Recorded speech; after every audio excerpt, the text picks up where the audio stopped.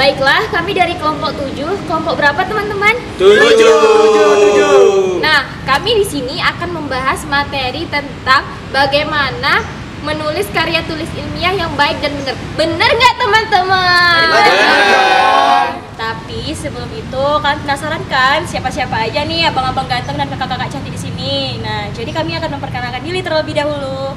Dan jangan lupa di like, komen, dan subscribe ya. Dadah, selamat menonton. Halo guys, di sini saya pertama akan mengenalkan diri saya. Nama saya Deodi Narto, biasa dipanggil Lewo. Dan sekarang akan dilanjutkan perkenalan teman-teman saya. Next. Dan nama saya Afrila, saya biasa dipanggil Pila atau April. Baiklah, selanjutnya akan teman saya. Next. Halo teman-teman, nama saya Nadia Syaila, biasa dipanggil Dea. Oke, thank you. Next. Upin, Ipin, bukan guys. Aku Dek pula Mimi Tarum, orang manggil aku Tarum. Dan samping saya Muhammad Syafiq, orang bisa manggil aku Pik. Dan next. Halo, nama aku Ferdi Pratama Lubis, biasa dipanggil Ferdi. Halo teman-teman, nama saya Anggreni Madani, tapi kalian panggil saya Rena. Oke, thank you. Next. Nah, itu tadi perkenalan dari personil kelompok kita. Yuk kita langsung ke materi saja. Check it out.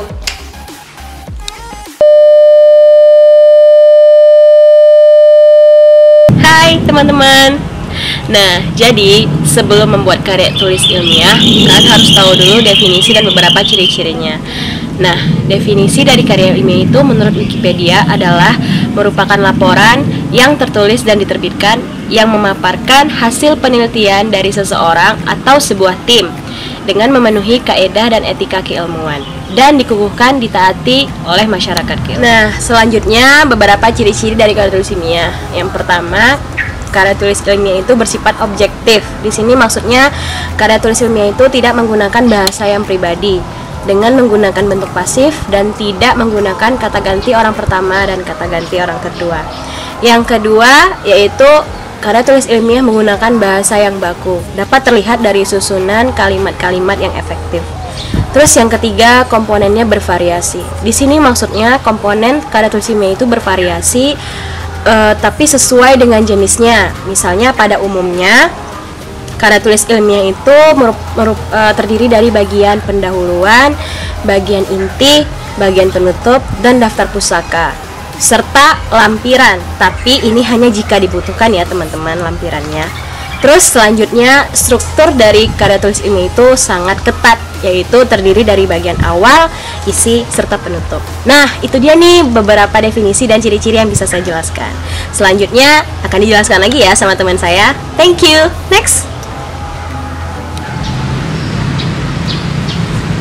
Hakikat karya ilmiah. Adapun tujuan dari penulisan karya ilmiah antara lain untuk menyampaikan gagasan, menentukan tugas dalam studi, mendiskusikan gagasan dalam suatu pertemuan, mengikuti perlombaan, dan ikut serta menyebarluaskan ilmu pengetahuan atau hasil penelitian.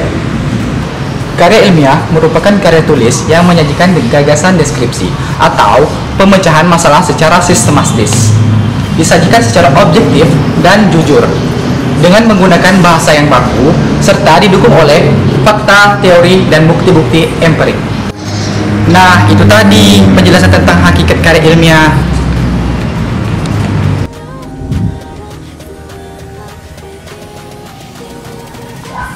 Baiklah, di sini saya akan menjelaskan jenis-jenis karya tulis ilmiah. Yang pertama yaitu artikel. Dalam istilah jurnalistik, artikel adalah tulisan yang berisi pendapat subjektif penulisnya tentang suatu masalah atau peristiwa dalam konteks ilmiah. Artikel adalah karya tulis yang dirancang untuk dimuat dalam jurnal atau buku, kumpulan artikel yang ditulis dengan tata cara ilmiah dan mengikuti pedoman atau konvensi ilmiah yang telah disepakati. Artikel ini ada beberapa sistematika. Sistematika artikel yang pertama yaitu judul, dan yang kedua nama penulis. Dan nama penulis ini ditulis dalam artikel karya ilmiah ini tanpa gelar, contohnya seperti gelar SPD, seperti itu. Dan yang ketiga yaitu abstrak. ringkasan tulisan atau gambaran umum isi artikel, dan yang keempat, kata kunci. 5 yaitu pendahuluan yang berisi tentang latar belakang masalah dan rumusan singkat, 1-2 kalimat pokok bahasan dan tujuannya. Dan yang keenam yaitu kerangka teori yang berisi dasar teori yang menjadi acuan, dan yang ketujuh pembahasan yang berisi kupasan, analisis, argumentasi, komparasi, keputusan, dan pendirian atau sikap penulis. Dan yang kedelapan yaitu penutup yang berisi tentang simpulan atau saran, dan yang kesembilan yaitu yang terakhir yaitu daftar pustaka. Dan jenis karya ilmiah yang kedua yaitu makalah. Dalam perkuliahan atau zaman SMA itu kita sering membuat makalah, bukan? Makalah itu adalah karya ilmiah yang menyajikan suatu masalah yang pembahasannya berdasarkan data di lapangan yang bersifat empiris atau objektif. Makalah biasanya disajikan dalam sebuah seminar atau dipresentasikan di kelas, tugas perkuliahan, dan dapat diartikan juga sebagai karya ilmiah mahasiswa mengenai suatu topik tertentu yang tercakup dalam ruang lingkup suatu perkuliahan. Makalah mahasiswa umumnya merupakan salah satu syarat untuk menyelesaikan suatu perkuliahan, baik berupa kajian pustaka maupun hasil kegiatan perkuliahan lapangan. Pengertian yang lain dari makalah adalah karya tulis ilmiah yang memuat pemikiran tentang suatu masalah atau topik tertentu yang ditulis secara sistematis dan runtut dengan disertai analisis yang logis. Makalah ditulis untuk memenuhi tugas terstruktur yang diberikan oleh dosen atau ditulis atas inisiatif sendiri untuk disajikan dalam forum ilmiah. Jadi jenis-jenis karya ilmiah yang selanjutnya akan dijelaskan oleh teman saya. Baiklah, saya di sini akan melanjutkan materi jenis-jenis karya tulis ilmiah yang ketiga sampai ke-8 dari Afrika. Jadi, yang ketiga itu ada kertas kerja. Kertas kerja atau biasa disebut dengan work paper. Nah, itu adalah prinsipnya itu sama dengan makalah, tetapi dibuat dengan analisis yang lebih dalam dan tajam. Lalu dipresentasikan pada seminar dan dihadiri oleh ilmuwan. Nah, yang keempat itu ada paper. Paper itu adalah sebutan khusus untuk makalah yang berada di kalangan mahasiswa atau di kalangan akademis yang berkaitan dengan pembelajaran dan pendidikan untuk menyelesaikan jenjang studi diploma S1, S2, dan S3. Sistematika penulisannya ini sama dengan artikel atau makalah, tetapi tergantung paduan yang berlaku di perguruan masing-masing. Nah, yang kelima itu ada skripsi. Nah, teman-teman tahu kan skripsi itu apa? Skripsi itu adalah karya tulis ilmiah mahasiswa untuk menyelesaikan jenjang studi S1 atau sarjana. Skripsi ini berisi tulisan sistematis yang mengemukakan pendapat orang lain atau bisa juga disebut dengan teori. Nah, pendapat yang diajukan ini itu sesuai data dan fakta secara empiris dan objektif. Nah, baik berdasarkan penelitian langsung, observasi lapangan, atau percobaan di laboratorium. Juga diperlukan materi berupa temuan baru dalam segi tata kerja. Nah, yang keenam itu ada tesis. Tesis itu adalah karya tulis ilmiah mahasiswa untuk menyelesaikan jenjang studi S2 atau bisa disebut juga dengan pasca sarjana yang sifatnya itu lebih mendalam dibandingkan dengan skripsi tadi. Tesis itu mengungkapkan pengetahuan baru yang diperoleh dari penelitian sendiri. Tulis ilmiah yang ketujuh dan ke-8. Yang ketujuh itu ada disertasi. Disertasi itu disebut juga dengan PhD thesis. Itu adalah karya tulis ilmiah mahasiswa untuk menyelesaikan jenjang studi S3 untuk meraih gelar doktor yang mengemukakan suatu dalil yang dapat dibuktikan oleh penulis berdasarkan data dan fakta yang sahih atau valid dengan analisis yang terinci. Disertasi ini juga berisi suatu temuan penulis sendiri yang berupa temuan orisinal. Nah, yang kedelapan itu ada artikel ilmiah populer. Selain ketujuh jenis karya ilmiah tadi, itu ada juga yang disebut dengan artikel ilmiah populer. Artikel ilmiah populer yaitu ditulis dengan gaya bahasa populer atau gaya bahasa jurnalistik, atau juga bisa disebut dengan gaya bahasa media, untuk dimuat di media massa seperti surat kabar, majalah, tabloid.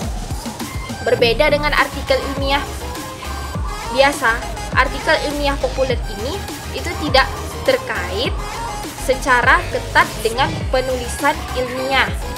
Artikel ilmiah populer bisa dari hasil penelitian ilmiah, namun disajikan dengan lebih ringkas dan bisa pula dibuat berdasarkan berpikir yang deduktif dan induktif, atau gabungan keduanya yang bisa dibungkus dengan opini penulis.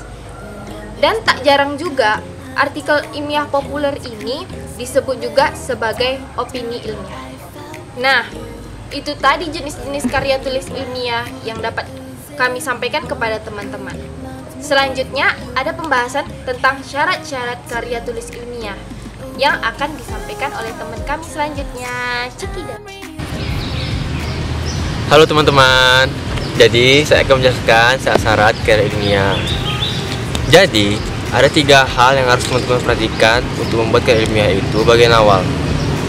Bagian awal ini secara umum memuat halaman judul, halaman pengesahan, kata pengantar, daftar isi, daftar tabel, gambar, daftar lampiran, serta arti mengenai lambang yang akan dimuat dalam karya ilmiah. Selanjutnya adalah bagian inti.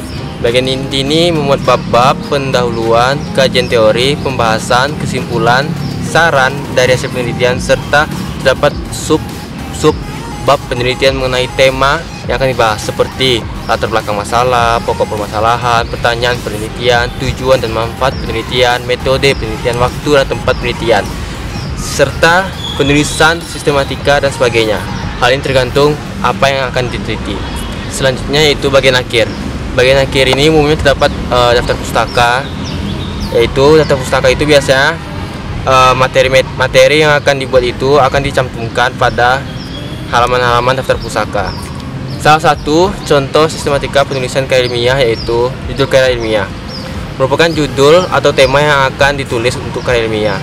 Dan ini adalah hal yang sangat wajib untuk Anda menulis karya ilmiah. Selanjutnya adalah abstrak, yaitu merupakan judul tema tentang keseluruhan karya ilmiah. Salah satu tujuannya supaya pembaca dapat mengetahui maksud dan tujuan dari penulisan karya tersebut. Selanjutnya adalah lembar persetujuan, biasanya memuat tanda tangan persetujuan dari pihak-pihak tertentu yang akan dimintai untuk melengkapi karya ilmiah Anda. Selanjutnya itu kata pengantar, itu biasanya berisi tentang pujian-pujian terhadap Tuhan Yang Maha Esa sebelum memulai karya ilmiah.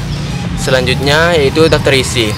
Daftar isi ini merupakan halaman-halaman atau letak-letak bab pada subbab pada karya ilmiah. Dan daftar lampiran, ini dokumen-dokumen tambahan yang berkaitan dengan karya ilmiah, misalnya dokumen apa saja yang akan Anda lampirkan untuk karya ilmiah Anda.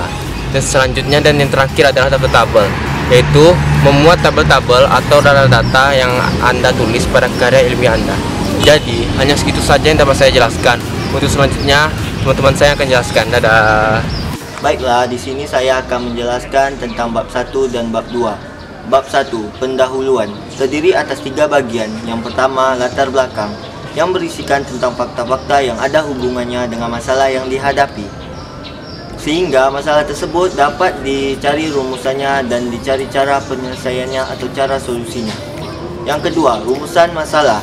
Rumusan masalah berisikan tentang pertanyaan-pertanyaan yang ada kaitannya dengan masalah yang dihadapi atau penelitian yang akan diteliti dan dicari jawabannya. 3. Tujuan penelitian.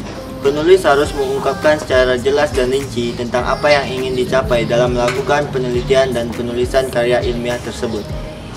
Bab 2. Kajian teoritis dan metodologi penulisan. Kajian teoritis berisikan tentang teori-teori ilmiah dan temuan lain yang dianggap penting serta punya hubungan dengan permasalahan yang dibahas. Metodologi penelitian dapat dikatakan sebagai proses atau cara untuk mengumpulkan data dalam suatu penelitian. Teman-teman, di sini saya akan melanjutkan pembahasan dari teman saya tadi. Sekarang akan memasuki bab 3 tentang pembahasan, yang mana judul harus sesuai dengan metode penelitian yang harus dibuat. Di sini ada 2 kasus. Yang pertama, deskripsi kasus dan analisis kasus. Bagian pertama, deskripsi kasus. Sesuai dengan namanya, si penulis harus mengidentifikasi atau menelaah terlebih dahulu kasus-kasus yang akan dibuat dalam karya tulis ilmiah. Karena tidak boleh sembarangan kita dalam menganalisis kasus tersebut. Karena misalnya nih, dalam sebuah perusahaan, kan itu memiliki data-data yang penting, jadi tidak boleh sembarang orang yang tahu. Dan alangkah baiknya dalam menganalisis kasus atau mengidentifikasi kasus tersebut, hendaknya si penulis harus memulai dari hal yang sederhana sampai hal yang lebih rumit. Kalau tidak, nanti akan terjadi keambiguan pada pembaca. Nah, itu tentang deskripsi kasus. Nah, yang kedua tentang analisis kasus. Sesuai dengan namanya, si penulis apabila dia telah mendeskripsi kasus tersebut, hendaknya dia melakukan pengkajian ulang terhadap kasus-kasus tersebut dan mengaitkannya dengan teori penulisan karya ilmiah. Nah, itu tentang analisis kasus. Nah, teman-teman, sekarang memasuki tentang bab 4, yaitu kesimpulan dan syarat. Yang mana kesimpulan dan syarat ini sangat penting dalam penulisan karya ilmiah. Apabila tidak ada kesimpulan dan syarat, maka disebut juga karya ilmiah itu gagal dalam penulisannya. Sehingga si penulis harus menyimpulkan sebuah masalah, itu menjadi beberapa poin-poin tertentu. Yang kedua, daftar pustaka. Ini merupakan hal yang penting juga dalam penulisan karya ilmiah. Daftar pustaka berupa sumber-sumber yang antara lain buku-buku, jurnal-jurnal, internet, ataupun lain sebagainya. Berikutnya lampiran. Ini berupa dokumen-dokumen seperti teori-teori dan lain-lain sebagainya. Itu sekian dari saya.